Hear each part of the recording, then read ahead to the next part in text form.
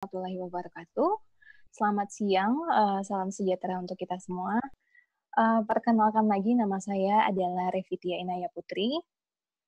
Sekarang saya bekerja di Puskesmas Detunura, Indi, NTT. Hari ini saya yang akan menjadi moderator di diskusi di kelas online kita kali ini. Saya mengucapkan terima kasih banyak teman-teman semua, para rekan sejawat yang sudah menyempatkan waktu untuk join di kelas online ini selama 1,5 jam ke depan. Sebelum saya memperkenalkan narasumber kita pada siang hari ini, mungkin saya akan sharing sedikit tentang keadaan atau pelayanan kesehatan gigi dan mulut, khususnya di NTT selama masa pandemi ini. Permasalahan yang mungkin dihadapi oleh semua tenaga kesehatan, yaitu keterbatasan APD, yang membuat pelayanan kita jadi tidak maksimal, atau banyak juga kasus-kasus atau pasien yang terbengkalai karena pandemi ini. Dan yang mungkin kita patut cari tahu bersama adalah bagaimana caranya kita dapat melakukan prosedur dekontaminasi atau sterilisasi untuk APD yang sebenarnya harusnya dipakai satu kali atau disposable. Tantangan kedua yang kami hadapi adalah terkait masalah edukasi ke pasien yang memaksa, dalam tanda kutip memaksa untuk mendapatkan pelayanan kesehatan gigi dan mulut. Sebagai informasi, NTT sekarang sudah kembali menjadi zona hijau setelah kemarin masuk ke dalam zona merah COVID-19. Hal tersebut juga dibantu oleh pembatasan skala besar transportasi darat, laut, dan udara, yang membuat masyarakat menjadi merasa lebih aman untuk mendapatkan pelayanan, khususnya kesehatan gigi dan mulut ini. Bagaimana tips and trik menghadapi kondisi seperti ini, dengan kondisi yang cukup tricky ini, nanti mungkin bisa kita diskusikan bersama. Dan yang terakhir, bagaimana kalau kita menghadapi kasus-kasus yang sebenarnya non-emergency, namun dilematis untuk ditolak. Seperti kasus-kasus yang berhubungan dengan ibu hamil, anak-anak, dan juga kasus-kasus yang berhubungan dengan estetik. Nah, untuk menjawab itu semua, saya akan memperkenalkan pemateri kita, narasumber kita, Dr. Gigi Medwin Setia. Beliau merupakan dokter gigi spesialis konservasi yang saat ini bekerja di Smile Ortho Smile Dental Care dan juga Rumah Sakit Mitra Keluarga Kalideres. Dr. Medwin, selamat siang. Selamat siang, Revi. Apa kabar, Dok? Baik-baik saja.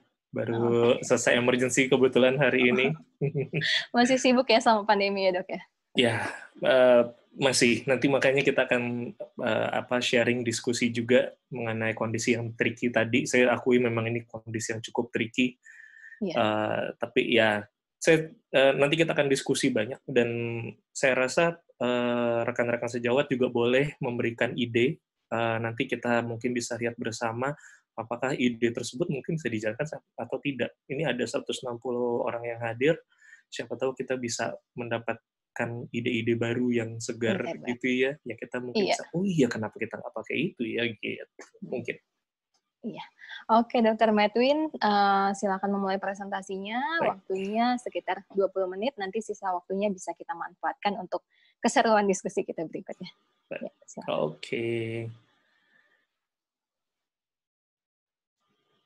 Sebentar, saya coba buka ini dulu. Ya.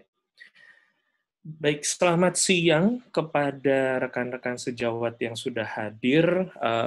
Tadi saya melihat dari beberapa wilayah Indonesia juga sudah hadir.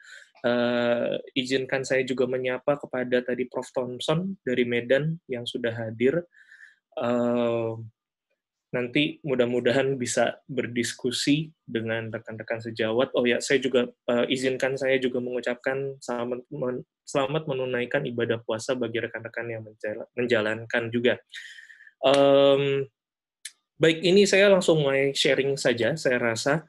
presentasi saya hari ini mengenai, ini bahannya sama persis mirip dengan minggu lalu, akan tetapi nanti ada beberapa hal. Jadi intinya hari ini saya akan ngomongin masalah prinsip-prinsip saja yang akan dokter-dokter mungkin bisa jalani.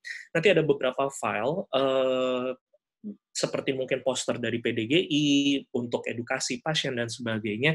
Nanti saya akan mencoba berkoordinasi dengan tim Sisti, apakah saya bisa memasukkan itu ke sana. Nanti akan saya tunjukkan beberapa slide-nya juga di presentasi saya, nanti kurang lebihnya seperti apa yang dokter-dokter bisa dapatkan. Jadi saya mulai, Dok. Untuk update kemarin, faktanya yang di lapangan menurut data dari covid19.go.id itu terjadi, sudah ada 8.882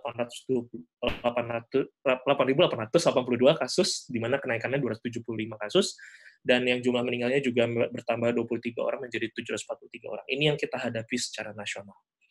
Lalu kemudian fakta-fakta seputar COVID juga, ini memang belum ada obat, belum ada vaksin, bisa sembuh, tapi konon katanya memang ada yang bisa terjangkit lagi dan ada mulai ronde kedua dengan COVID-nya. Nah, ini yang saya mau underline. Nanti ini akan jadi prinsip kita. Sementara dari penelitian yang ada, saya mengacu kepada WHO saja dulu, bahwa COVID-19 ini menyebar lewat droplets, bukan maksudnya udara airborne. Jadi kita mengacu pada itu dulu. Nanti pun prinsip yang akan kita gunakan kepada APD itu juga mengacu pada dropletnya dulu. Bagaimana kita sebagai dokter gigi itu bisa menjaga agar droplet ini tidak masuk ke dalam tubuh kita atau ya yang lain-lain juga. Dan bagaimana desinfektannya, cara disinfeksinya dan sebagainya. Kemudian mengacu kepada WHO juga, virus COVID-19 ini sebenarnya banyak, saya sempat lihat beberapa presentasi, ada yang hitungan jam, ada yang hitungan hari. Intinya adalah dia bisa bertahan di permukaan benda mati. Ini yang harus juga kita perlu sadari, dan ini yang kita menjadi acuan kita untuk melakukan desinfeksi juga. Kenapa dokter gigi menjadi sangat penting? Dokter gigi ini kita nggak bisa, kita cuma jarak kita dari pasien dibilang social distancing, kita nggak bisa, kita cuma sepanjang tangan doang. Apalagi kalau seandainya udah ketemu kasus yang lubangnya kecil, kita mungkin makin dekat lagi ngelihat dan sebagainya. Itu membuat kita sangat rentan untuk dengan droplet yang muncul atau keluar dari pasien. Kedua, kita juga menggunakan handpiece atau alat yang isinya adalah angin dan air, di mana kalau kita menyemprotkan itu ke dalam mulut pasien, dan itu pasti akan keluar lagi, dan itu juga jatuhnya jadi droplet juga. Jadi kita adalah sebenarnya, ya selain dari dokter-dokter yang memang menangani khusus di kasus COVID-19, kita juga akan terpapar cukup tinggi dan cukup bahaya, sangat bahaya. Ini ada salah satu simulasi di mana kalau seandainya ada handpiece yang masuk, itu keluarnya cukup banyak airnya. Dan inilah juga yang bisa berpotensi menyebarkan. Kemudian, inilah yang terjadi kalau seandainya kita melakukan preparasi dengan menggunakan handpiece, di mana kita bisa tersembur. Even perawat di sebelah kita pun, yang di bagian suction biasanya, juga mengalami hal yang sama. Jadi intinya kita akan terpapar dengan droplet. Lalu berarti kita harus menggunakan APD. APD yang dianjurkan dari PDGI atau Persatuan Dokter Gigi Indonesia untuk dokter gigi adalah APD level 3. Kalau menurut saya ini bukan sesuatu yang bisa sebenarnya ya tidak bisa dikompromi. Jadi kalau kita tidak memiliki ini, ya kita akan sangat terekspos dengan droplet yang dihasilkan oleh tadi dari handpiece atau enggak dari pasien kita. Ya, jadi intinya wajib digunakan oleh dokter dan perawat. Jika Anda menggunakan sistem four-handed dentistry, jadi ada satu dokter dan satu perawat, itu dua-duanya wajib. Kalau seandainya Anda six-handed dentistry, ada satu perawat lagi di belakang, itu pun juga wajib. Ya. Kemudian kita ngomongin dari masker dulu. Masker yang kita pakai biasanya adalah masker N95 yang seperti kita tahu, bahwa masker N95 itu intinya adalah dia bisa memfiltrasi sampai 95% entah debu atau bakteri dan sebagainya, itu dia bisa tersaring 95%. Itulah mengapa namanya N95.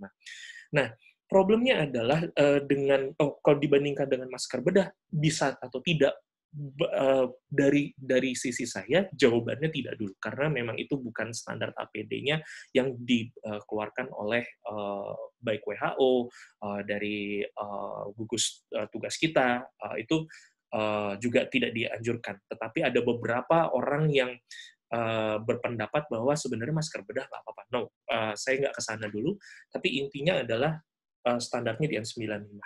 Ya, jika nanti kita akan ngomongin sedikit dengan yang KN95, karena ini menarik, karena N95 harganya sangat tinggi dan langka juga, karena biasanya hanya diproduksi oleh satu produsen yang sama, maka ada alternatif KN95, di mana KN95 itu adalah intinya buatan Cina.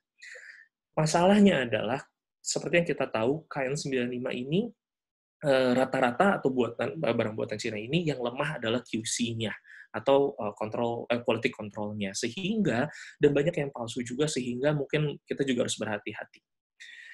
Baik, kita lanjut dulu. Ini jenis-jenis N95 yang bisa dipakai. Yang banyak dipakai itu adalah 8210 dan 1860. Memang yang medical grade adalah 1860, tetapi intinya adalah dari gambar ini yang bisa saya informasikan adalah yang penting N95 dulu. Lebih baik kita menggunakan N95 walaupun mungkin bukan medical grade, tetapi daripada tidak ada sama sekali, dok.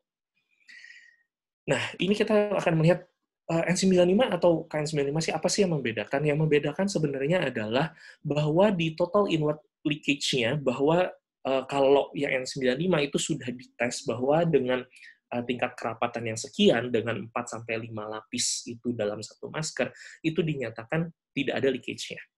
Kita nggak ngomong masalah fitness-nya dulu ya, tetapi masalahnya dari filtrasinya. Tetapi kalau KN95 dinilai, diklaimnya bahwa dia memiliki 8% leakage, yang dimana itu masih masuk dalam norma yang masih oke lah, gitu. Tetapi apakah itu akan untuk sekarang di masa pandemi, tentunya kita tidak punya pilihan lain. Jika misalnya teman-teman sejawat atau rekan-rekan sejawat itu memang sangat kesulitan atau terbatas dalam masalah hal biaya, mungkin KN95 ini bisa menjadi alternatif. Tapi apakah ideal? Ya, itu masih tanda tanya besar. Tapi ini bisa dijadikan alternatif. Kemudian, ini yang tadi dibicarakan sama Dr. Evi, bahwa sebenarnya kita intinya adalah masker-masker itu tentunya adalah sekali pakai. Tetapi dengan masa pandemi ini, lalu kemudian saya mengacu kepada FDA. FDA juga mengatakan bahwa dia ada emergency user agreement-nya, bahwa mengatakan di masa pandemi ini, ya sudah mau tidak mau kita harus menggunakan N95 ini menjadi reusable. Lalu bagaimana caranya? Ada beberapa teknik. Kalau di Amerika sana standarnya adalah menggunakan uap hidrogen peroksida, di mana akan ada mesin autoclave khususnya, dia menggunakan uap hidrogen peroksida. Tetapi apakah bisa dilakukan di sini? Tentu saja tidak, dok, jawabannya. Gitu. Even mohon maaf, mungkin di daerah-daerah apalagi lebih sulit, lalu di Jakarta pun juga memang tidak bisa. Nah, lalu bagaimana? Yang penting adalah kalau kita mau mencari informasi, jangan lupakan bahwa ada 2 kriteria dari masker ini yang kita harus lihat. Yang kita lihat adalah kemampuan filtrasi ini apakah menjadi menurun atau tidak. Yang kedua, fit performance-nya atau fitness-nya dengan muka kita nih berkurang atau tidak. Biasanya banyak dari yang berkurang itu adalah tali elastiknya, dok. Nah, ini yang perlu diketahui, yang perlu dicamkan.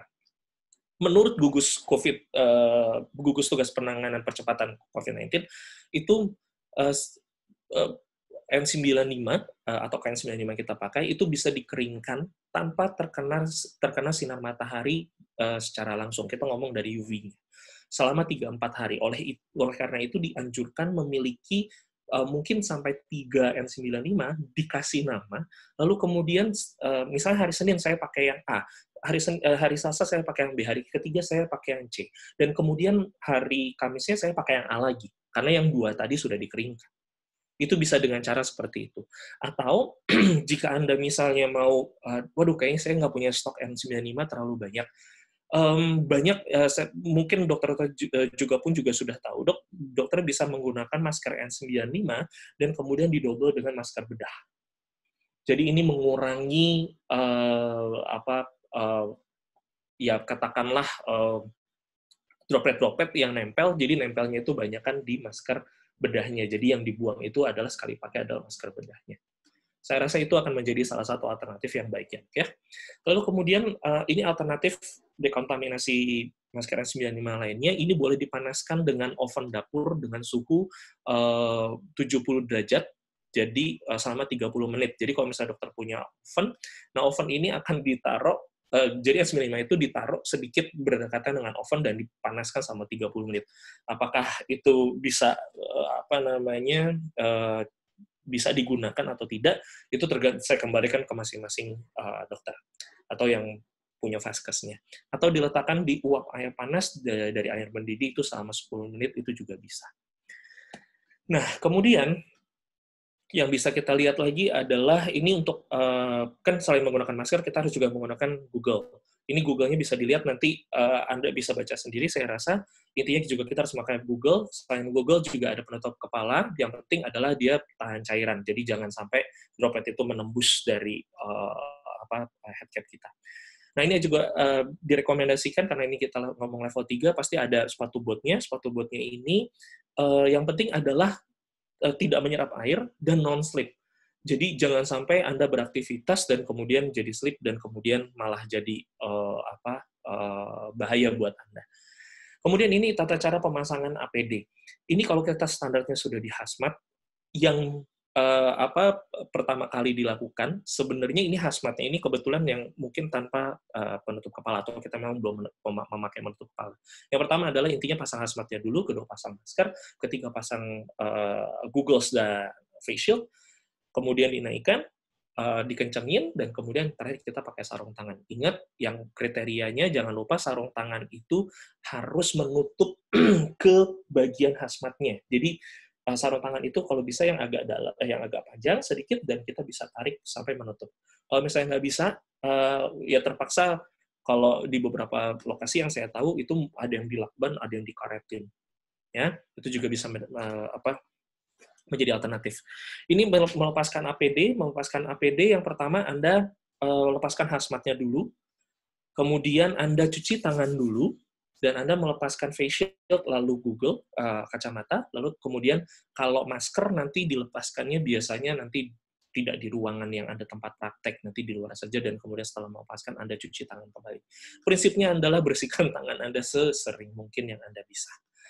Kemudian ini ada beberapa tips trik, hal-hal yang perlu Anda perhatikan. Ini saya rasa yang nanti yang lebih penting untuk Anda pertimbangkan sebelum Anda membuka tempat praktik Anda. Apa aja sih yang yang diperlukan, sebaiknya apa saja? Yang pertama, pastikan seluruh tim medis dan non-medis di tempat Anda itu paham dengan protokol kontrol infeksi. Maksudnya saya, non-medis ini kan kita biasanya kalau di tempat vaskes, di puskesmas juga ada petugas kebersihan mungkin, ada kasir mungkin, ada administrasi mungkin. Itu juga termasuk orang yang berpotensi untuk terpapar juga, gitu. Jadi, saya rasa semua, termasuk petugas keamanan, itu juga semua harus paham mengenai protokol kontrol infeksi. Jika tim Anda ada yang non-medis dan medis itu mengalami demam, udah pulangkan saja, dan diobservasi selama 14 hari sebaiknya. Terus kemudian sebaiknya tim Anda dilakukan pengecekan sehari itu 2 kali. Jadi apakah nanti paginya oke, takutnya sorenya demam dan sebagainya, itu bisa dilakukan, bisa tidak, tetapi disarankan untuk dilakukan. Dan kemudian, ini yang paling penting saya rasa, bersihkan dan desinfeksi seluruh ruangan, seluruh sudut ruangan, seluruh permukaan itu dengan bahan desinfektan. Memang yang dianjurkan adalah nanti sodium hipoklorit, yang sebenarnya diencerkan, jadi biasanya dijual umum itu konsentrasinya adalah 5,25%. Itu Anda bisa temukan, ya Anda mungkin sudah tahu juga, dari Baiklin atau pemutih lainnya, itu diencerkan 1:100. Dan itu bisa disemprotkan saja ke bagian-bagian yang Anda mau desinfeksi. Cuman hati-hati, pengalaman saya dengan sodium hipoklorit, karena dokter gigi banyak menggunakan alat-alat yang metal gitu ya, itu lama-kelamaan bisa rusak. Hati-hati, especially nanti dengan dental unit, itu berhubungan dengan elektronik.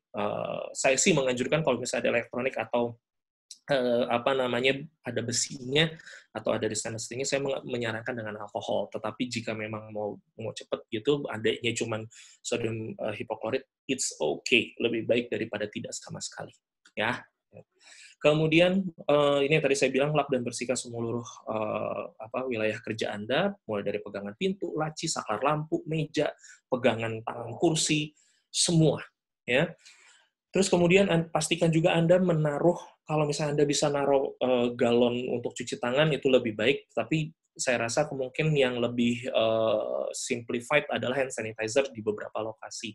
Bisa mau dari depan pintu masuk, di area pendaftaran, kasir, depan ruang praktik, di dalam ruang praktik semua, jika memang bisa. Ya. Kemudian saya lanjut lagi, Dok. Ini juga, nah ini trikinya di sini. Kalau menurut saya, kalau misalnya memang bisa dijadwalkan, lebih baik dijadwalkan pasiennya. Misalnya pasien disarankan dijadwalkan dalam arti ada interval 30 menit agar pertama tidak terlalu ramai di area ruang tunggu, kedua, Dok, kita bisa memiliki waktu untuk desinfeksi ruangan juga, dan dental unit dan area-area kerja kita juga. Lalu kemudian, karena memang dari pemerintah sudah mengatakan bahwa kita wajib menggunakan masker, jadi kita mengingatkan kembali kepada pasien bahwa tolong menggunakan masker ketika datang ke vaskes. Jika pasien tidak membawa dengan berbagai macam alasan, mungkin ketinggalan lah, atau rusak lah, atau apa, saya rasa vaskes boleh menyediakan masker, dan masker itu boleh dibebankan kepada pasien, atau memang jika misalnya kliniknya atau puskesmasnya sudah memiliki anggaran tersendiri, ya silakan saja diberikan, tak apa-apa. Tetapi intinya adalah bahwa dalam area vaskes Anda itu dijadikan area wajib menggunakan masker. Kemudian juga diinfo bahwa pada pasien, nanti yang menemani hanya boleh 1 orang, tidak boleh lebih. Kalau misalnya lebih, disuruh pulang, atau misalnya disuruh menunggu di luar dari area vaskes. Karena biasanya kadang-kadang ada yang anak-anak, bapak ibunya datang. Nah, ini hanya salah satunya saja, ya, untuk mencegah keramaian. Dr. Medwin, ya. Maaf, waktunya tinggal 5 menit lagi, Dok. Baik. Kemudian untuk pasien tidak terjadwal, dikasih social distancing, dikasih jarak. Jika terlalu ramai, minta petugas keamanan untuk keluarkan, kemudian singkirkan majalah, pen, pokoknya intinya dekorasi yang berpotensi kontaminasi. Jangan gunakan kipas angin karena itu bisa menyebarkan droplet. Kemudian semua diberikan APD dan edukasi. Nah, ini juga salah satu trik saya kalau misalnya ada pasien ngeyel dan sebagainya. Banner atau poster yang kita pasang di mana-mana itu bisa menjadi tolak ukur kita, pedoman kita, bahwa kita nggak mengada-ngada, hanya cuman mengatakan bahwa, oh ya Pak, kita nggak bisa ngerawat karena memang kita keterbatasan APD. Nah, APD seperti apa? Ya kita kasih tunjuk, Pak, ini yang ideal begini. Agar kita memang, ya kita misalnya ada kegiatan yang kita bisa menyebarkan airborne atau menggunakan handpiece. Ya kita kalau misalnya prefer untuk nggak melakukan itu, kita harus bisa memberikan penjelasan. Nanti di ruang tunggu pasien, lebih baik dikasih hand sanitizer. Kemudian intinya pasien masuk, kemudian diukur dengan termometer, terus kemudian dikasih kode apakah dia demam atau tidak, terus dikasih hand sanitizer. Ketika sudah datang, ini yang tadi saya bilang area wajib menggunakan masker, dan kalau saya biasanya untuk di tempat praktek saya itu ada questionnaire COVID-nya. Nanti bisa dibagikan. Terus kemudian itu untuk menjadi pedoman saya, apakah ini saya akan misalnya melakukan pasti akan melakukan tindakan atau tidak, atau hanya saya konsultasi aja atau kayak gini, ya. Kemudian pasien kalau udah datang diminta untuk cuci tangan dengan hand sanitizer atau dengan cuci tangan beneran. Lalu kemudian ini cara ketika pasien didudukan, mohon pasien dikumurkan dengan 2 larutan ini, salah satunya aja. Pakai hidrogen peroksida selama 1 menit, dan 1% selama 1 menit, dan ini bisa juga dengan povidone iodine atau betadine gitu ya, bahasa mereknya. Itu biasanya dijual itu 10%, berarti kita encerkan 1:10, itu selama 15-60 detik. Kemudian ingat dok, kita sangat terbatas dengan menggunakan handpiece. Jika misalnya Anda mau menggunakan handpiece, mohon menggunakan rubber dam. Jika memang tidak bisa, kalau misalnya pasiennya resikonya rendah, mungkin nggak apa-apa. Tetapi kalau misalnya di masa seperti ini, masih masa pandemi, saya rasa amannya lebih baik menggunakan rubber dam. Jika tidak bisa menggunakan rubber dam dengan berbagai pertimbangan, saya sarankan jangan menggunakan handpiece sama sekali. Lebih baik ekskavasi dan kemudian dilakukan penambalan sementara. Oke dok? Terus kemudian kalau misalnya mau menggunakan handpiece, saya sangat anjurkan, diwajibkan untuk menggunakan APD yang lengkap. Jika tidak lengkap, tolong dipertimbangkan kembali, ya, karena yang rugi adalah Anda sendiri.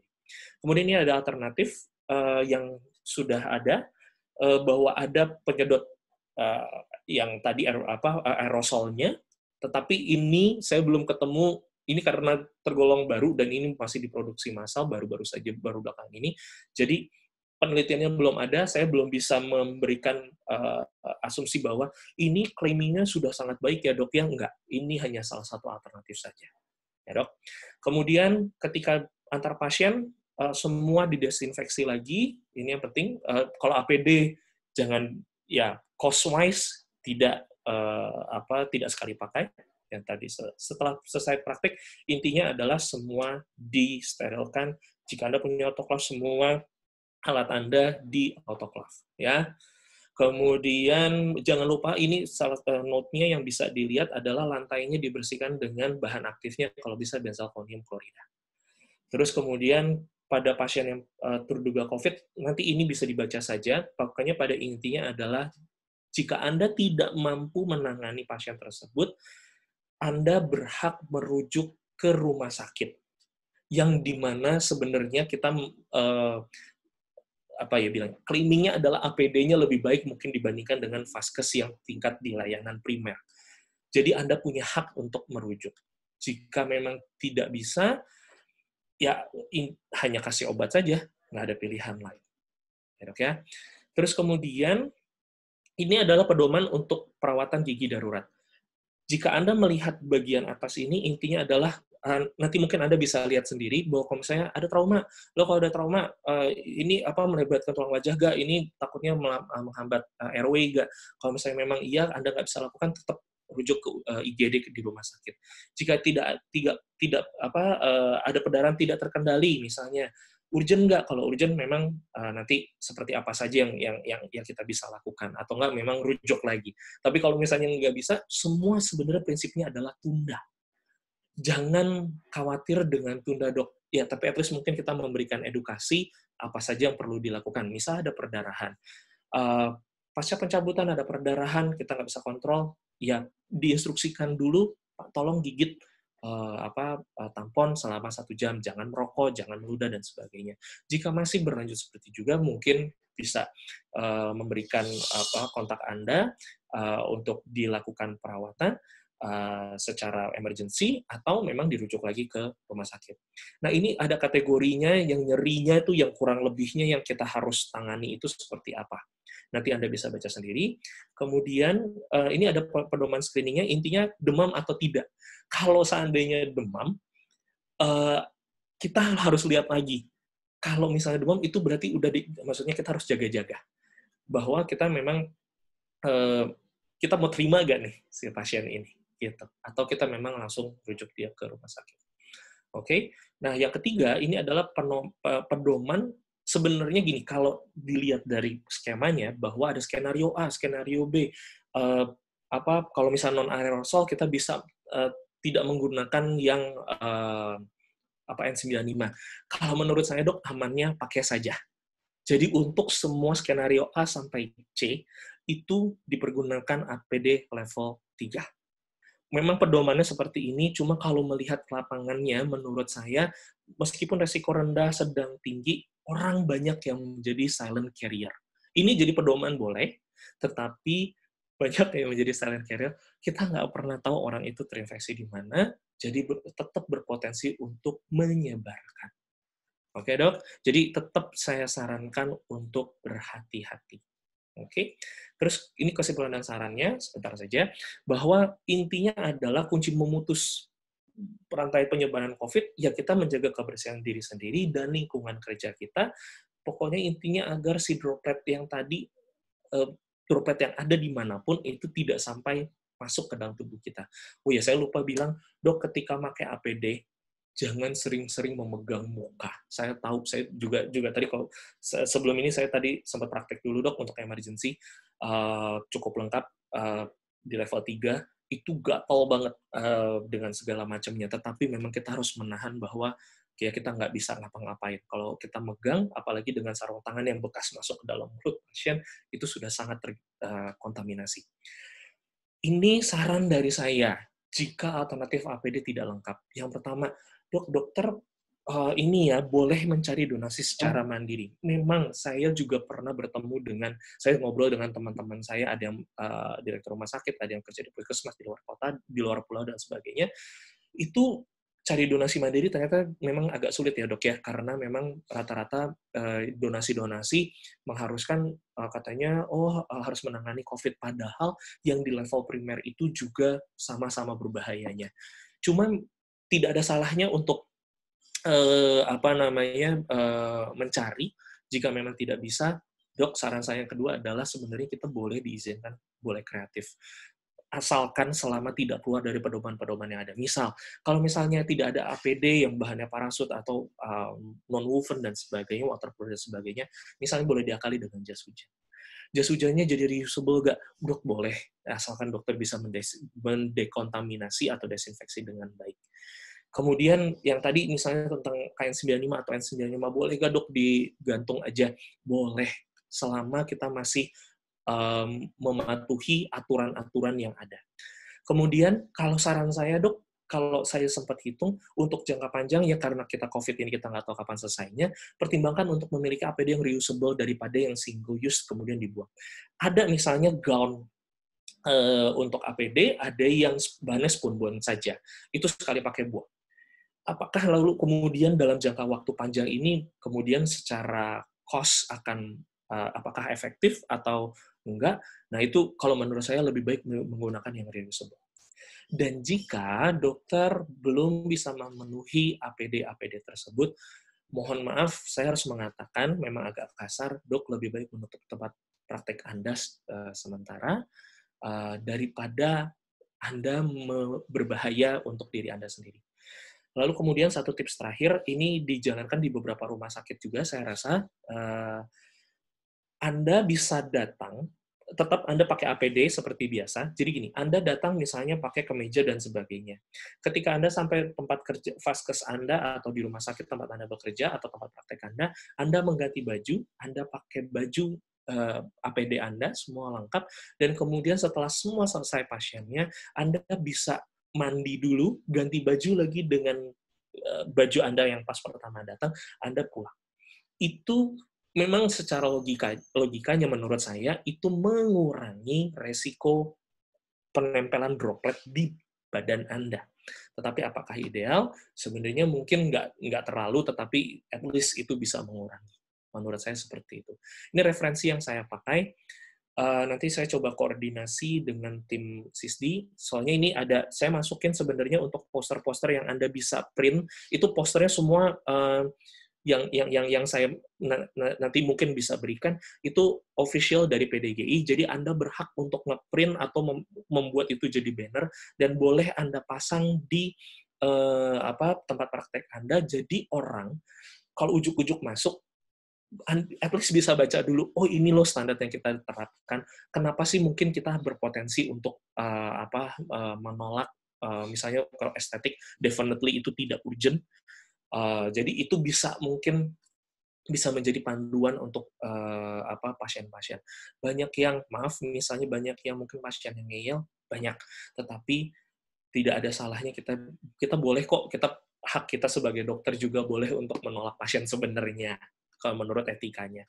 Tetapi saya rasa juga, saya mohon apa ya bilangnya ya, diikuti oleh edukasi yang baik juga.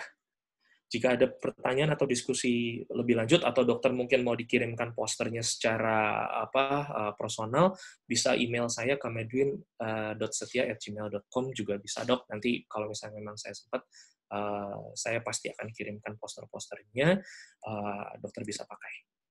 Begitu, terima kasih atas perhatiannya. Ini nanti ada yang bisa dilihat kalau misalnya memang tim SISDI sudah memasukkan, ini salah satu posternya, itu nanti dokter bisa pakai. Gitu. Baik, sekian presentasi dari saya. Semoga bermanfaat. Terima kasih. Oke, terima kasih Dr. Medwin untuk presentasinya. Ini sudah banyak pertanyaan di kolom Q&A. Kita langsung bacain aja dok ya. Tapi ada juga partisipan yang bertanya di kolom chat. Jadi mohon kepada partisipan yang ingin bertanya, nanti bisa langsung ke kolom Q&A. Kita dahulukan yang di kolom Q&A, dok ya. Baik. Pertanyaan pertama, selamat siang Dr. Medwin, maaf saya mau tanya, untuk praktek jika pintu tempat prakteknya itu intinya lebih baik terbuka atau tertutup dok? Untuk tempat praktek kita. Oh ya, oke, baik. Kalau dari saya, ini boleh saya langsung jawab ya dok ya? Boleh, boleh. Baik, saya menyarankan lebih baik dibuka. Ini terima kasih Dokter Laila. Jadi saya lebih menyarankan terbuka. Kalau bisa malah bukan pintu sih. Kalau pintu kan berarti menghadap ke pasien yang lagi nunggu di luar. Mungkin kalau ada jendela, apalagi kalau bagusnya jika memang cahaya matahari itu bisa masuk sedikit, itu lebih baik. Jadi misalnya Anda di tempat praktek Anda menggunakan sunshade, pokoknya yang bisa di roll itu dinaikkan saja. Jadi maksudnya ada cahaya matahari dan betul itu dibuka. Kalau saya pribadi di tempat praktek saya, selama masih ada jendelanya, masih memungkinkan, saya biasanya sama pasien, kalau selama masih ada pasien, saya biasanya tetap ditutup dulu. Nanti pas sudah selesai kan saya selalu memberikan rentang waktu kurang lebih antar pasien, setelah pasien selesai, itu kurang lebih ada setengah jam, dok. Untuk ke pasien berikutnya, agar tim saya bisa sterilisasi, jadi itu jendelanya dibuka saja. Jadi karena saya juga tetap pengen lihat memperhatikan kenyamanan pasien di satu sisi, tetapi di satu sisi juga kita juga harus aman juga. Jadi kalau di pintu terbuka, ya itu lebih baik pintu terbuka saja dok, kalau boleh. Jadi perputaran udaranya cukup baik. Tapi jangan pakai kipas angin ya dok ya, yang tadi saya bilang, karena mampu menyebarkan droplet kemana-mana. Begitu Dr. Evi? Ya, siap. Terima kasih Dr. Laila untuk pertanyaannya. Kita lanjut ke pertanyaan kedua. Bagaimana dengan memasukkan N95 ke dalam sterilisator yang ada di puskesmas, dok? Baik.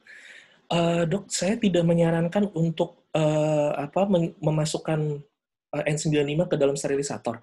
Karena pertama, inti dari dekontaminasi N95 yang saya baca ya dok ya, mohon kalau misalnya memang ada koreksi, mohon dikasih tahu, itu jangan menggunakan liquid, karena akan merusak lapisan polipropilen itu yang hidrofobik juga, itu kalau itu rusak, filtrasinya akan menurun jauh. Itu pertama. Sterilisator itu kan banyak ya, dok ya, jadi maksudnya ada yang basah, ada yang kering. Kemudian kalau yang kering pun, atau dengan yang menggunakan tekanan atmosfer atau autoclave, itu suhunya saya nggak yakin dok, suhunya itu saya rasa setahu saya cukup tinggi, atau enggak yang dipakaikan panas, itu cukup tinggi, jadi saya rasa lebih baik dengan menggunakan yang tadi, menggunakan uap, atau memang dikeringkan saja, digantungkan. Kalau sampai dimasukkan ke dalam sterilisator, saya khawatirnya kemampuan filtrasinya, dan kemudian yang paling penting, tadi saya bilang, karetnya ini akan rusak, jadi fitness-nya nanti dengan ke muka kita akan berkurang jauh kekhawatirannya. Begitu dok, saran saya. Oke. Ini nyambung dok ke pertanyaan sebelumnya dari Dr. Gigi Lydia. Untuk masker N95, yang diletakkan di atas uap air panas, masker kan akan basah dok. Apakah tetap bisa dipakai? Masih dikeringkan dulu dok, jangan langsung dipakai, abis panas-panas langsung dipakai. Kalau menurut saya tetap dijemur dulu. Iya, itu nanti kasihan dok, nanti paru-paru basah. Oh enggak. Itu saya bercanda. Cuman maksudnya saya memang tadi maaf, mungkin saya lupa ini memasukkan dalam presentasi. Setelah diuapkan, dokter keringkan lagi, dan kemudian kalau misalnya memang tadi kalau dikeringkan aja dokter Evi itu dibutuhkan 3-4 hari, mungkin dengan teknik tadi diuapkan dulu, keringkan besok sudah bisa dipakai, gitu dok.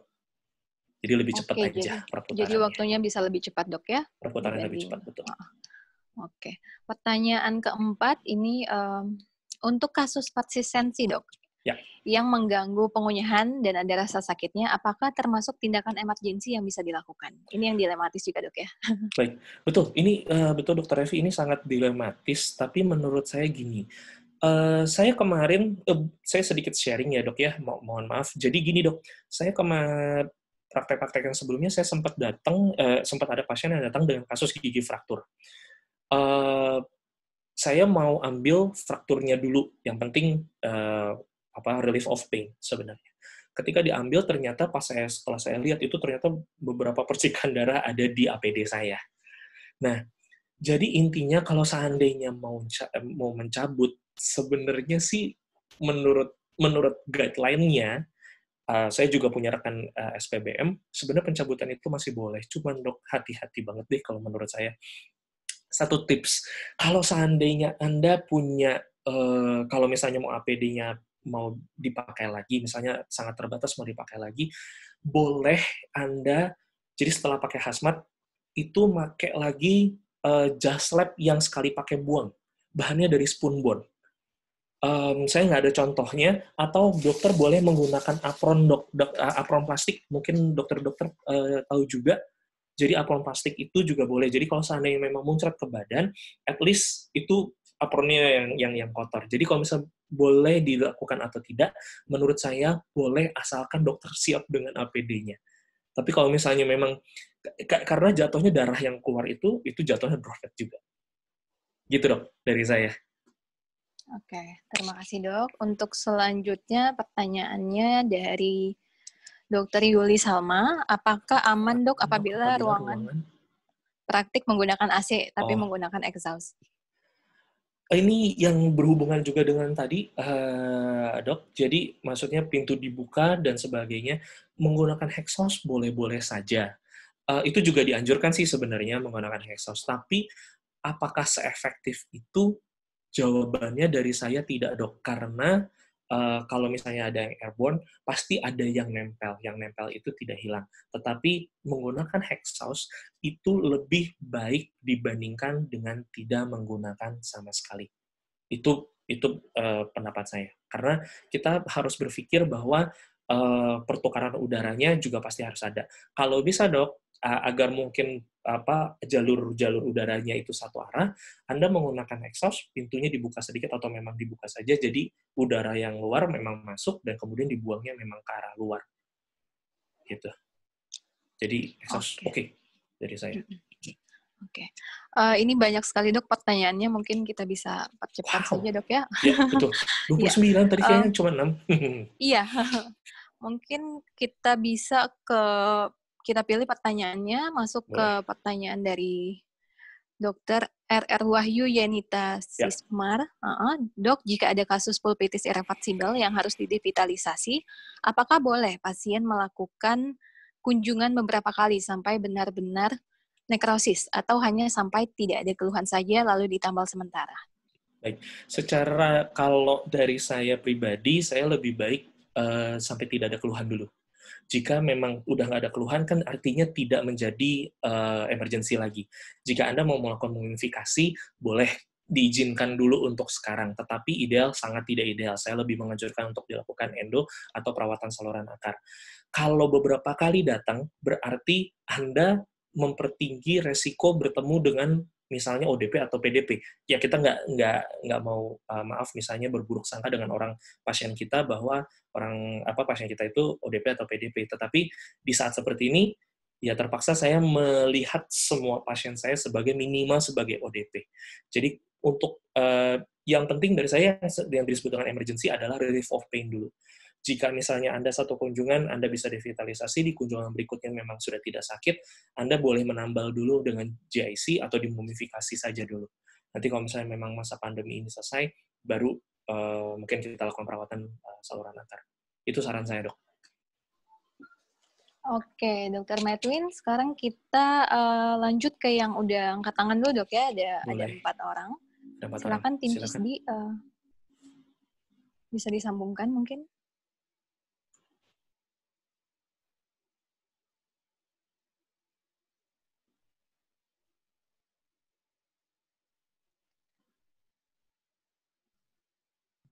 Kak Siska? Ya, silakan, itu sudah ada yang dibuka. Ya, silakan. Silakan memperkenalkan diri lalu bertanya, Dok. Ya, Dok. Ya, atas nama Galaxy M20 atau Ibu Desi, Ibu Sri.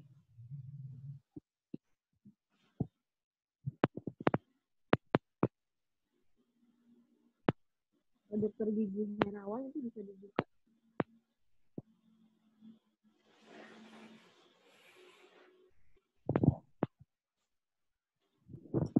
Kalau belum ada, kita boleh ke Q&A kembali, Ibu Moderator. Baik.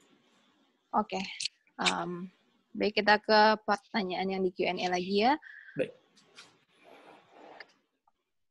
Ini ada yang menarik, Dokter Evi, kalau boleh. Boleh pilih. Ini ada silakan. Dari Dokter Dian Maifara Putri. Halo Dokter Medwin, ruang pakai dan ruang lepas APD apakah boleh di ruangan yang sama atau ruangan yang berbeda?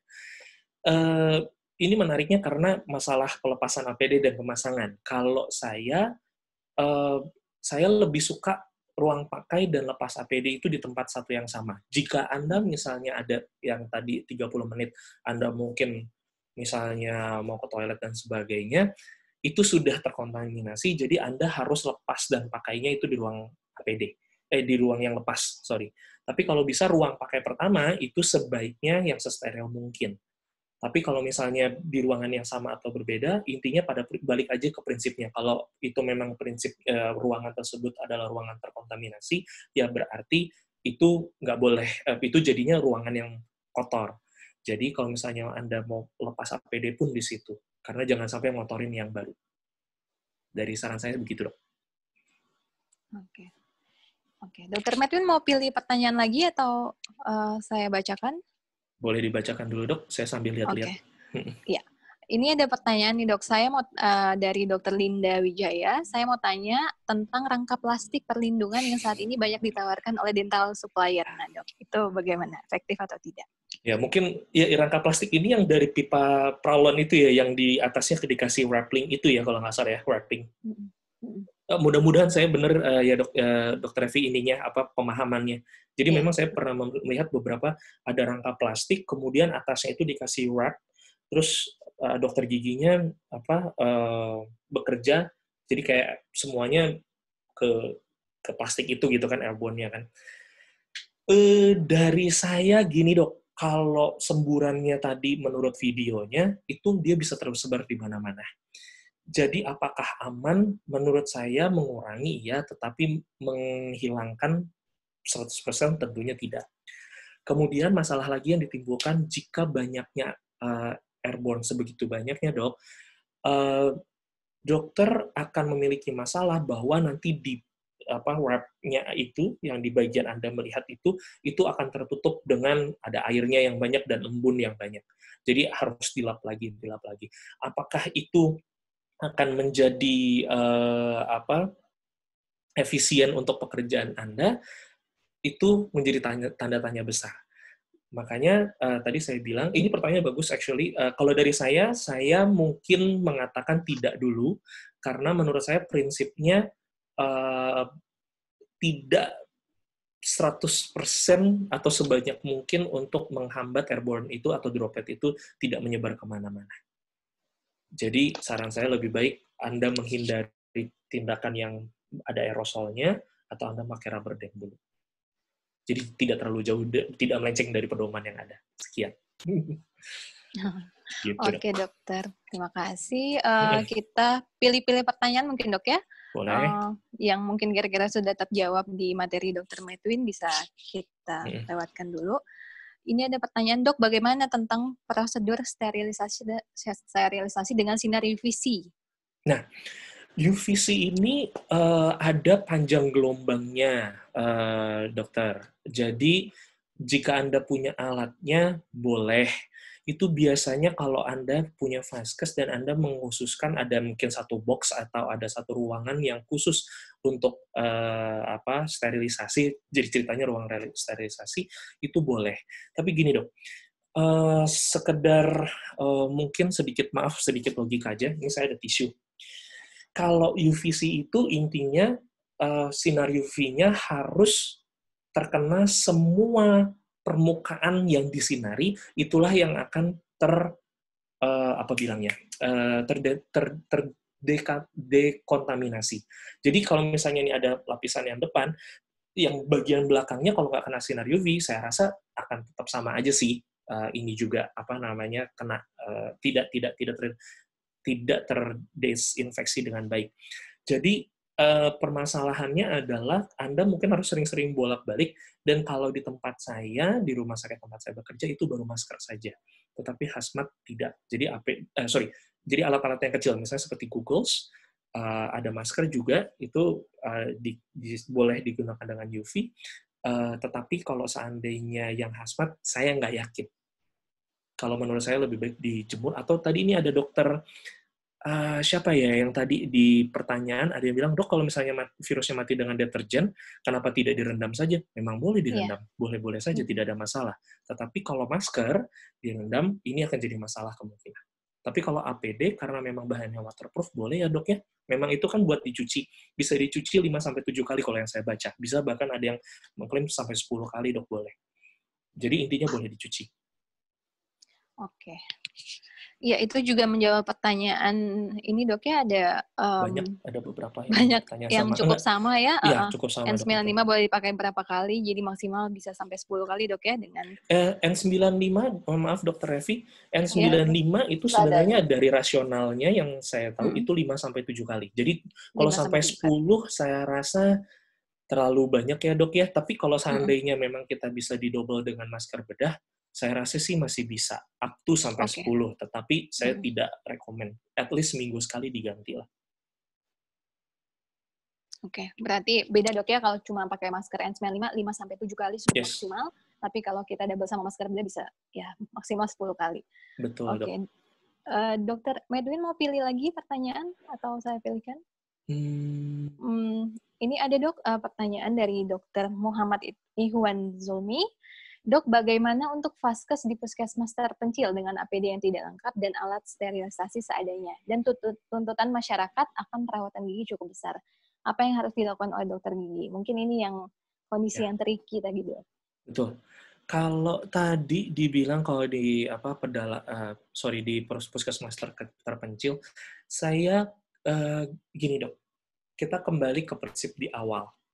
Kalau prinsip awalnya COVID itu banyak yang menyebar lewat droplet, kita bisa meminimalisasi dropletnya dengan cara ya tidak menggunakan sesuatu yang beraerosol. Jadi kalau misalnya Anda tadi mungkin bisa melihat PPT-nya, saya mungkin masih bisa buka karena share screen-nya masih di saya. Betul ya dok ya? Itu ada bilang yang pasien emergency itu tindakannya menghasilkan aerosol atau tidak. Ini yang tadi saya bilang, skenarionya. Anda bisa ngikutin skenario itu dulu deh kalau nggak. Ya, jadi kalau misalnya tindakannya akan menghasilkan aerosol atau nggak? Kalau iya, itu harus level 3. Kalau enggak, Anda bisa mungkin dengan, mohon maaf saya harus bilang banyak berdoa, ya mungkin bisa dengan skenario B atau C. Tetapi kalau ngikutin standar saya, kenapa saya bilang itu harus tetap level 3, dok? Karena ini Anda berhadapan dengan pasien yang misalnya katakanlah tanpa sadar adalah PDP. Anda cuma ngecek dong, MCO ada kasus polip misalnya. Tanpa sengaja pasien tersebut batuk. Berarti kan sudah mengeluarkan droplet, meskipun pasien sudah diminta untuk berkumur. Tapi ini kan keluar dari saluran pernafasan. Apakah Anda tertular dengan droplet? Jawaban saya iya. Makanya tetap harus digunakan standar setinggi mungkin. Tapi jika di pedalaman, di tempat terpencil, Anda tidak memiliki akses APD yang lebih baik, Anda at least bisa mengurangi tindakan yang berbau aerosol. Lalu tindakan apa yang bisa dilakukan? Salah satunya tadi, dok, bisa pencabutan. Pencabutan sebenarnya tidak menghasilkan aerosol cukup banyak. Kedua, bisa dilakukan dengan terpaksa ekskavasi sebanyak mungkin yang Anda bisa, dan kemudian dilakukan medikasi atau penambalan sementara. Jadi kita kembali mungkin ke zaman dulu bahwa belum ada mesin gitu ya, jadi tetap diekskavasi sebanyak mungkin dan dilakukan penambalan. Bahan penambalan pun yang saya anjurkan kalau seandainya mungkin dalam situasi seperti ini, apalagi Anda melakukan ekskavasi saja tanpa menggunakan bantuan handpiece, saya lebih menganjurkan menggunakan penambalannya bahan GIC ya dok ya, atau semen ionomer kaca. Kenapa? Karena di dunia konservasi gigi ada yang kalau misalnya Anda bisa cari, namanya stepwise excavation. Artinya, pada kasus-kasus misalnya lubang yang agak dalam, Anda bisa melakukan ekskavasi sebanyak mungkin yang Anda bisa, dan kemudian ditutup saja dengan GIC. Sebenarnya dalam stepwise excavation itu harusnya dibuka lagi, dok. Jadi katanya baru ditambah lagi setelah ada dentin tersier. Itu selama beberapa bulan. Tetapi jika tidak memungkinkan, saya rasa bahan yang paling mungkin bekerja atau memiliki efek yang lebih baik dalam situasi tersebut adalah GIC. Karena kalau kita ngomong komposit, dokter-dokter, itu sangat sensitif dengan tekniknya. Jika masih ada lapisan biofilm yang ada di permukaan kavitasnya, maka tidak akan tercipta bonding yang baik dengan giginya. Jadi saya rasa yang paling baik adalah yang dianjurkan dari saya adalah semen ionomer kaca atau glass ionomer semen GIC. Gitu dok. Ada pertanyaan tambahan nggak mungkin yang nggak, maksudnya ada yang perlu belum saya jawab gitu mungkin dok? Kalau dari pertanyaan tadi sudah sangat komplit dok dan lengkap dan aplikatif. Nah dok, kita sekarang lanjut ke yang tadi angkat tangan ya, yang tadi raise hand, silakan. Mungkin bisa langsung bertanya, bisa dibuka sama tim CISDI.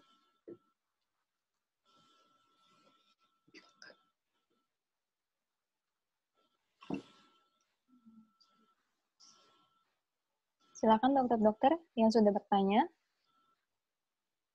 Yang mikrofonnya sudah di-unmute, bisa langsung bertanya.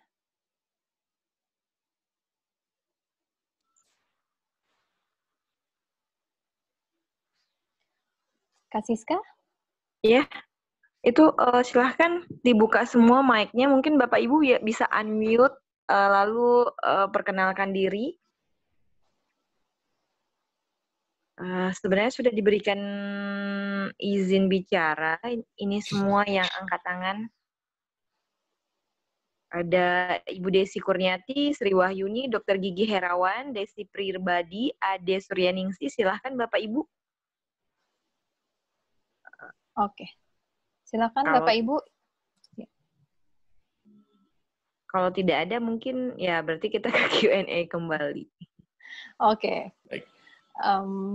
Malu-malu kayaknya Dr. Medwin ini yang mau nanya live. Kita kembali saya nggak galak kok. Iya nggak apa-apa, silakan kalau ya. Kalau misalnya memang ada ya. Ya. Dok, kita lanjut ke pertanyaan berikutnya dari Dr. Gigi Sumarni. Pengalaman saya, Dr. Gigi Sumarni ini melakukan tindakan ekstraksi gigi permanen, emergensi dia harus dicabut, dan sudah memakai APD dengan level 3 sesuai standar. Nah, yang dirasakannya adalah saat memakai masker bedah dan masker N95 itu sesak sekali. Jadi, selesai tindakan, pasien keluar, Dr. Gigi Sumarni melepas N95-nya, tapi tetap memakai masker bedah. Jadi, saat saya tindakan, saya memakai masker bedah saja, apakah itu aman, dok? Jadi, intinya kalau pakai masker bedah saja, aman tidak, dok? Karena sesak sekali rasanya. Oh, oke. Baik, ini ada beberapa hal yang harus saya lihat dulu ya, dok. Jadi gini, kalau prinsipnya ketika Anda sudah bekerja dengan APD level 3, ketika Anda memasang dan melepas lagi, please make sure bahwa Anda sudah di-sterilin dulu tanda kutipnya. Jadi takutnya kalau seandainya Anda melepas dan itu ada bagian yang terkontaminasi, Anda pegang itu dan Anda pegang yang lain, berarti N95 Anda juga sudah terkontaminasi dong. Atau hazmat Anda di bagian dalam juga sudah terkontaminasi. Jadi hati-hati dengan itu ya dok ya. Saya cuman idealnya sih kalau seandainya memang ngikutin panduan atau ngikutin pedoman, pemasangan APD itu sebaiknya tidak dilepas sampai waktu praktek selesai. Tetapi jika Anda misalnya tadi katakanlah maskernya boleh, itu yang maksudnya ini prinsipnya dulu ya dok ya. Tapi kalau misalnya tindakan, memang dok betul masker bedah dan masker N95 jika digabungkan sesaknya minta ampun. Ya, kalau apalagi kalau misalnya cabutnya exo-nya agak susah, waktu itu mungkin sampai keringetan di dalam, udah panas dan sebagainya, sesak juga lagi, belum deg-degannya gitu kan. Ya memang agak menderita. Tetapi kalau misalnya Anda mau pakai masker bedah aja pada saat pencabutan, dibilang aman, kalau menurut saya secara logikanya aman dok. Masker bedah itu sebenarnya juga filtrasinya juga sangat baik sebenarnya. Tetapi karena kita tadi mengacu kepada yang pertama bahwa sebaiknya kita tidak lepas pasang, ya kalau mau menggunakan masker bedah saja tentunya tidak sesuai dengan standar. Lebih baik pakai. Saran saya seperti itu. Tapi kalau seandainya memang udah sangat pusing, ya sudah. Kalau menurut saya, selama Anda masih bisa sterilin APD-nya dengan baik, tangan Anda juga harus dicuci tangan sesering mungkin, menurut saya masih oke. Tetapi kan karena dropletnya itu di luar dan ya intinya pokoknya jangan sampai menyentuh bagian dalam dari masker Anda. Intinya sih itu. Gitu dok. Ya. Oke dok, lanjut ke pertanyaan berikutnya. Ini terkait masalah masker bedah dan masker N95 sih dok, masih. Jadi mungkin masih cukup penasaran kalau misalnya kita menangani pasien tanpa tindakan seperti pemberian resep saja, itu apakah harus memakai APD lengkap di kondisi saat ini, apa masker bedah saja sudah cukup? Baik. Itu yang tadi saya jelaskan juga dok mengenai prinsipnya, kita kembali ke prinsip bahwa kalau misalnya semua pasien yang kita tangani itu menjadi PDP atau ODP, pasien-pasien tersebut memiliki resiko untuk misalnya atau berkemungkinan untuk batuk dok. Jadi sehingga kalau seandainya batuk berarti kan ada aerosol, ya disarankan selama konsultasi pasien memakaikan masker ya. Itu akan mengurangi sekali, dan kalau misalnya boleh gak dengan APD yang tidak lengkap, bukan di level 3, jawaban saya masih oke. Tetapi tidak ada salahnya kita berjaga-jaga. Misalnya mau MCU, dok tapi hari gigi saya yang sakit, minta dicek dong. Kembali lagi, kalau seandainya kita tidak siap dengan APD-nya, kita meng-underestimate, ntar ketika dari buka mulut, tiba-tiba dia keselak dan keluar aerosolnya, ya tentunya akan terkontaminasi. Jawabannya ya akan terkontaminasi. Jika kalau saya boleh saran, saya lebih prefer lebih baik tahap di level 3, tetapi jika Anda cuma mau pemberian resep, pasien memakai masker, itu masih aman. Masih boleh. Hanya dengan masker bedah saja. Oke. Itu dok. Dr. Medwin, itu mungkin berhubungan dengan pertanyaan selanjutnya, ini dengan fenomena masker kain dok. Nah, kalau misalnya kita dalam satu ruangan, terus sudah jaga jarak, kita memakai masker bedah, kita aman, tapi orang-orang di sekitar kita memakai masker kain. Apakah ada potensi juga dok tetap penularan, ataukah potensi itu lebih sedikit atau lebih kecil? Masker kain itu sekarang banyak banget ya dok ya jenisnya ya, ada yang mulai dari 1 lapis sampai 3 lapis ya. Tapi kalau menurut saya gini, saya juga belum tahu, belum ada penelitiannya juga dok, jadi mungkin mohon maaf saya belum bisa jawab secara based on science maksudnya saya, atau based on science-nya seperti apa. Tetapi kalau sudah pakai masker, mungkin ada yang pernah ngetes, salah satu kondisi masker yang baik adalah kalau misalnya ada lilin atau ada api, ditiup nggak mati, katanya tuh salah satu itunya. Yeah. Logikanya adalah, memang kalau seandainya ditiup itu tidak mati, kan berarti artinya seluruh yang droplet yang keluar dari dalam mulut itu tidak langsung tersembur keluar. Gitu dok, prinsipnya seperti itu kan. Menurut saya selama pakai masker sebenarnya sih masih relatif aman. Tapi lebih baik kalau seandainya pakai masker kain, Aduh, saya sih hati-hati banget sih, lebih baik itu tetap di level 3. Kalau saya boleh untuk sekarang ya, ininya ya, standarnya dok ya, lebih baik di level 3. Atau at least Anda tetap pakai face shield Anda. Gitu, jadi Anda tidak langsung kalau itu langsung nyemprot ke muka Anda, itu aduh. Saya benar-benar ini banget, jaga banget dengan itu. Kalau saya pribadi, saya even pasien konsultasi, saya masih pakai level 3. Saya. Gitu, saya meminimalisasi banget. Oke, jadi kita tetap waspada apapun kondisinya dok ya, kalau bisa tetap di level 3, tetap level 3. Oke. Dok, pertanyaan selanjutnya dari Dr. Gigi Valeria dan Dr. Gigi Sylvia Retna ini sama. Jadi kalau misalnya kita terpaksa melakukan tindakan, dan kita menggunakan handpiece tapi nggak pakai air nih dok, jadi aerosolnya ibaratnya berkurang. Apakah itu tetap aman? Atau ini ada beberapa yang harus saya bahas. Dok, jangan pernah menggunakan handpiece high speed tanpa air.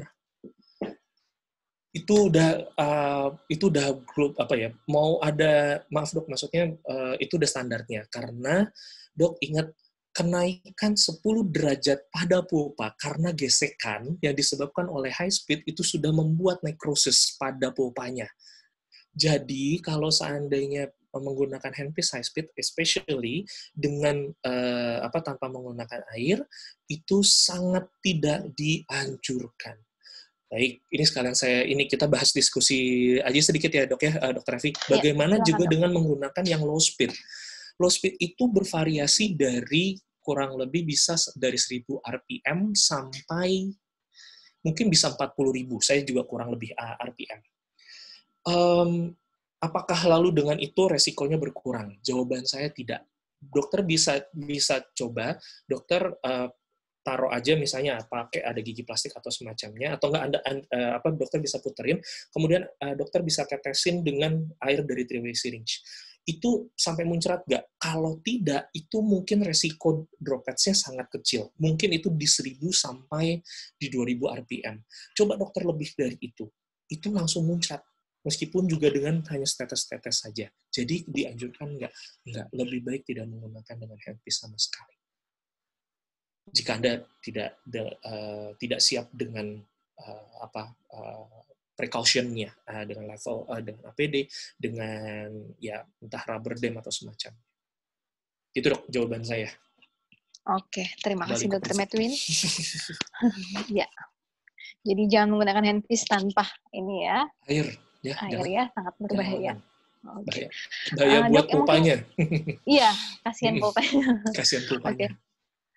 Ini pertanyaan terakhir ya dok ya, mungkin kita pilih Dr. Hani Kristina Wijaya. Bagaimana dengan penggunaan box aerosol dok? Apakah efektif walau tanpa penggunaan rubber dam? Box aerosol itu yang tadi saya kasih lihat bukan ya yang maksudnya? Itu yang penyaring udara. Saya kurang tahu nih dok, maksudnya yang kayak gimana nih? Box aerosol. Pemahaman dulu dok ya.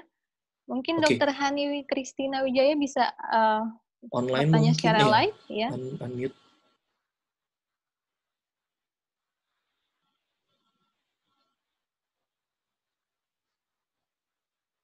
Oke.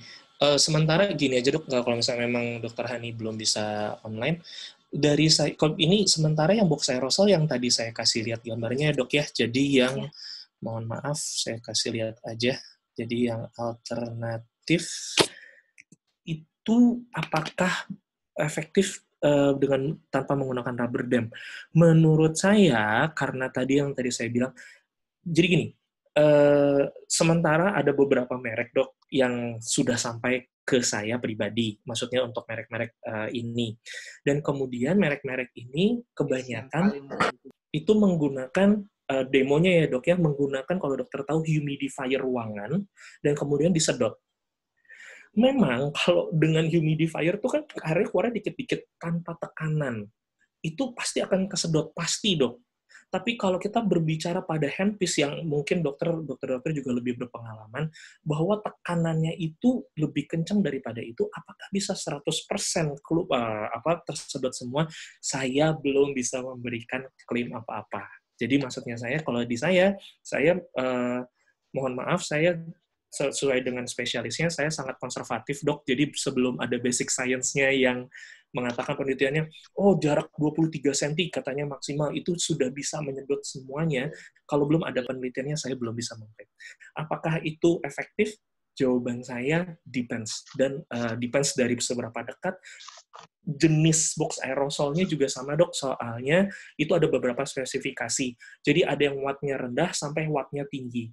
Logikanya wattnya rendah, daya suction-nya juga rendah, Dok. Kalau yang wattnya tinggi, daya suction-nya tinggi. Itu juga bervariasi dari masalah harga, mulai dari yang murah sampai yang paling mahal. Jadi, apakah efektif untuk sekarang? Saya jawabnya gini ya, Dok, ya. Mohon maaf, gini. Better daripada tidak ada sama sekali, ya jawabannya. Tetapi apakah efektif? Tanda tanya besar. Menurut saya guidance-nya lebih ke arah yang sudah ada maksudnya secara internasional aja, CDC, WHO, sementara seperti itu. Saya sudah cek kemarin, apakah box aerosol itu sudah ada di mereka, maksudnya di website mereka, mengatakan sudah boleh dipakai atau tidak. Jawaban saya belum, jadi saya belum bisa memberikan pendapat di sana. Gitu, Dok. Oke. Tim CISDI mungkin tadi sudah ada beberapa dokter yang mau bertanya secara live terakhir sebelum kita tutup diskusi kita sore hari ini. Silakan. Iya, sudah dibuka. Bapak Ibu boleh langsung unmute dan sampaikan nama serta pertanyaannya. Itu sudah ada suaranya. Dokter Herawan mungkin bisa langsung. Oke, silakan Dokter Herawan. Udah Kak Dili aja. Dokter Herawan, silakan.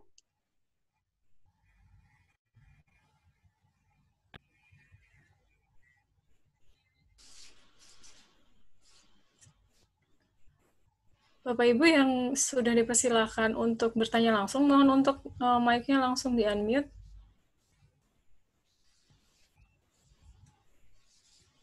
Ya, ada Mbak Yerika Martua. Ya, terima kasih. Halo? Ya, Dok. Ya, silakan. Bisa kedengeran? Bisa, Dok. Bisa, silakan, Dok. Terima kasih. Ya, Dok, saya mau tanya yang soal lampu UV itu loh, Dok, untuk ruangan. Ya, untuk ruangan itu gimana, Dok? Lampu UV tapi untuk ruangan ya, Dok, ya? Ya. Itu saya maaf belum pernah dengar, Dok, tapi kalau seandainya dokter memiliki box sterilisasi yang ada UV-nya, jadi ada beberapa box penyimpanan alat instrumen, dental instrumen, Dok, yang ada UV-nya. Itu boleh kalau seandainya dokter mau pakai sebagai tempat dekontaminasi dari N95, masker sama Google masih boleh ya, Dok. Tapi kalau untuk hazmat saya rasa agak sulit, Dok. Itu boleh. Dan di sinarnya kalau nggak salah, kalau misalnya yang saya lihat dari CDC, itu mereka ngetesnya dari 20 sampai 30 menit, Dok. Itu boleh. Tapi kalau yang untuk ruangan, mohon maaf saya belum ada datanya, jadi saya belum tahu, Dok. Oh, ya. Saya sih mikirnya mungkin kalau kita agak lupa-lupa desinfeksi gitu, itu mungkin kayak di lantai atau di lemari gitu-gitu kali, itu bisa nggak ya?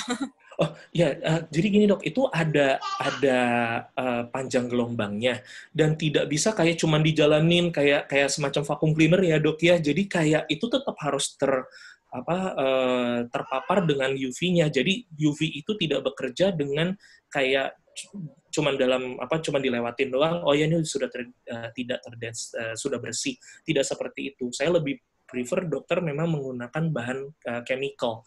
Kalau untuk desinfeksi permukaan dan dental unit ya, Dok, ya.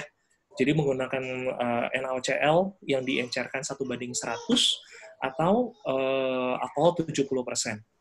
Begitu, Dok. Sama yang tadi kalau lantai ya bahan untuk lantai saja, Dok. Karbol dan semacamnya boleh, Dok. Oh, oke. Saya menganjurkan seperti itu ya, Dok, ya. Ya, makasih, Dok. Sama-sama, Dok. Oke, terima kasih, Dok. Dr. Medwin, ini masih ada beberapa pertanyaan yang belum bisa kita jawab, tapi waktu kita sudah habis. Jadi, kami kembalikan ke tim CISDI. Terima kasih banyak untuk para partisipan yang sudah bertanya, dan maaf kalau selama diskusi ini ada yang belum terjawab dan masih bingung. Mungkin bisa dibaca lagi referensi yang sudah diberikan oleh Dr. Medwin. Dr. Medwin, terima kasih banyak waktunya. Sama-sama. Terima kasih juga kepada CISDI kesempatannya ya. Terima kasih. Ya, baik. Terima kasih Dr. Medwin dan juga Dr. Revi yang hari ini sudah mau menjadi narasumber maupun jadi moderator di kelas online kali ini. Dengan berakhirnya pemaparan dan diskusi tadi, maka untuk kelas online dengan tema pelayanan kesehatan gigi di fasilitas kesehatan primer sudah selesai. Jadi karena ini hari terakhir, kelas online dengan tema tersebut yang terakhir, maka tidak akan ada lagi kelas online dengan tema pelayanan kesehatan gigi.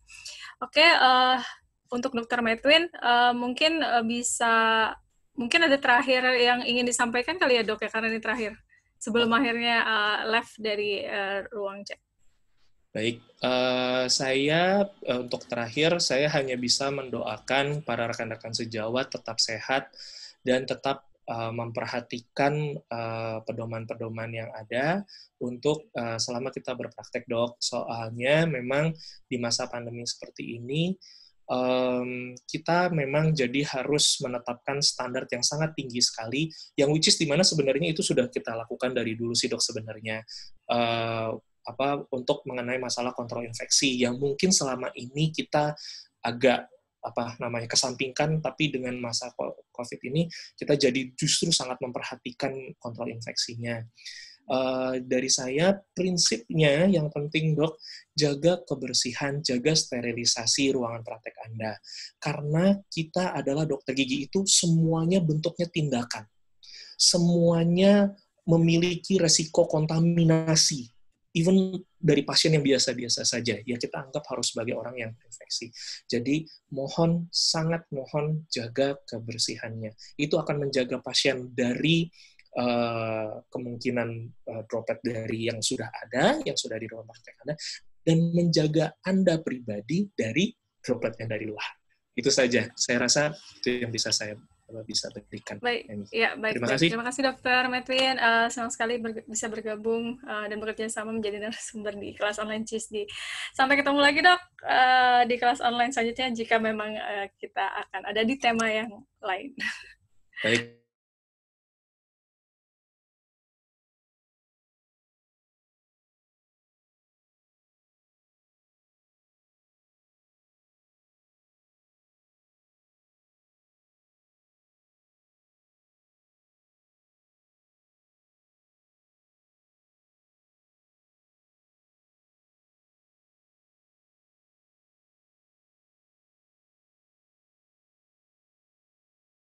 Akan dikirimkan 1 minggu setelah kelas online ini dilaksanakan. Jadi mohon kesabarannya Bapak Ibu untuk menunggu pengiriman sertifikat ke email masing-masing peserta. Itu saja saya akhir kata saya ucapkan wassalamualaikum warahmatullahi wabarakatuh. Selamat sore. Saya akan off video dan silahkan muter musik tim host.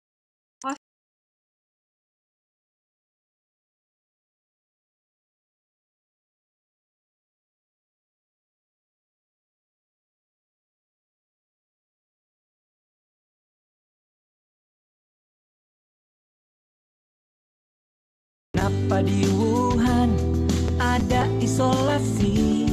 Ketika diterangkan corona lagi beraksi, kita harus mau menjaga jarak bersama. Kerja, belajar, ibadahlah di rumahmu. Kangen pacar, ya harap ditahan dulu. Gara-gara corona, kita ganti salaman kita. Gara-gara corona, jadi sering cuci tangan. Tadinya jarang kumpul dengan keluarga. Gara-gara corona, banyak waktu kita bersama. Walau banyak liburku, tapi banyak PR-ku. Jangan panjang santaiku. Bersama mencegah, janganlah khawatir. Kita saling menjaga. dan keluarga. Ketika diterangkan corona lagi beraksi, kita harus mau menjaga jarak bersama. Gara-gara corona kita ganti salaman kita. Gara-gara corona jadi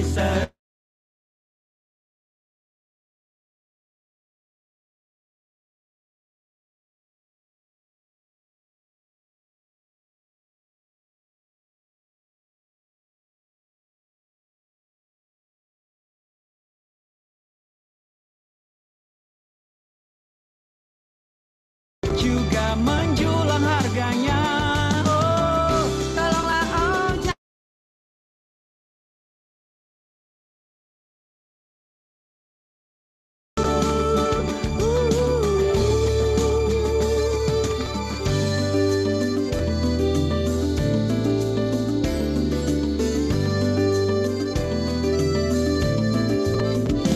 Gara-gara corona kita ganti salaman kita.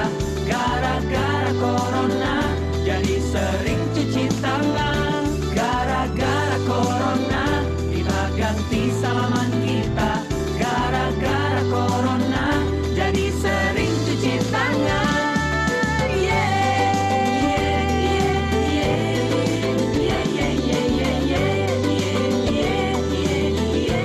Istirahat yang cukup biar badan tetap fit. Sering-sering cuci tangan, tapi dengan cara yang benar. Jangan panik memborong, tapi saling membantu. Hati-hati ya, banyak berita hoax. Jangan kebanyakan pegang-pegang muka.